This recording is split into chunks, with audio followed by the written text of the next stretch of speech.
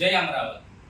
నిన్న అబద్ధాలు పలికి సాక్షి ఛానల్లో కృష్ణమూర్తి అనే వ్యక్తి డిబేట్ చేస్తూ రాజధాని అమరావతి దేవతల రాజధాని కాదు, అది వేశ్యల రాజధాని అని మాట్లాడటం చాలా బాధాకరం.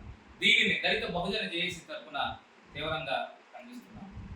రాజధాని అమరావతిలో మరి సాక్షి ఛానల్ చైర్మన్ గారు, వైసీపీ నేత జగన్మోహన్ రెడ్డి గారు ఇల్లు కట్టుకొని ఉంటున్నారు. మరి అది వేశ్యల గృహమా? దీనికి సమాధానం చెప్పాలి కృష్ణమూర్తి గారు.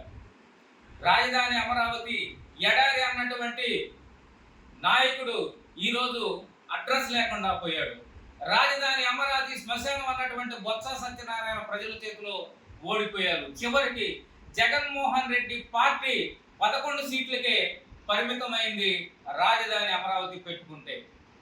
అదేవిధంగా కృష్ణమూర్తి గారు, నీవు అమరావతి రాజధాని రైతులకు, దళిత మహిళలకు మీరు వెంటనే క్షమాపణ చెప్పకపోతే మీపై రాజధాని అమరావతి దళిత మహిళలు ఎస్సీ ఎస్టీ కేసు నమోదు చేసి నీపై తగిన చర్యలు తీసుకునే విధంగా చర్యలు తీసుకుంటామని ఈ సందర్భంగా తెలియజేస్తున్నాం.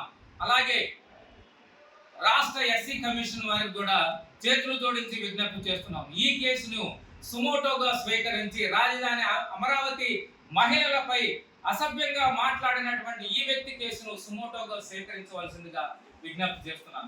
అలాగే రాష్ట్ర ఎస్సీ కమిషన్ వారికి కూడా విజ్ఞప్తి చేస్తున్నాం. రాజధాని అమరావతి దళితుల రాజధాని. దళిత నియోజకవర్గంలో ఏర్పాటు చేసినటువంటి రాజధాని అమరావతిని వేశ్యలుగా కించపరిచినటువంటి ఆ నాయకుడికి తగిన బుద్ధి చెప్పేలాగా రాష్ట్ర ఎస్సీ కమిషన్ తగు చర్యలు తీసుకోవాల్సిందిగా, ఈ కేసును సుమోటోగా స్వీకరించవలసిందిగా విజ్ఞప్తి చేస్తున్నాను. రాజధాని అమరావతి దళిత జేఏసీ తరఫున వెంటనే కృష్ణంరాజు గారు మీరు క్షమాపణలు చెప్పకపోతే నీ అంతు తేలుస్తామని కూడా ఈ సందర్భంగా తెలియజేస్తున్నాం. జై భీమ్, జై అమరావతి.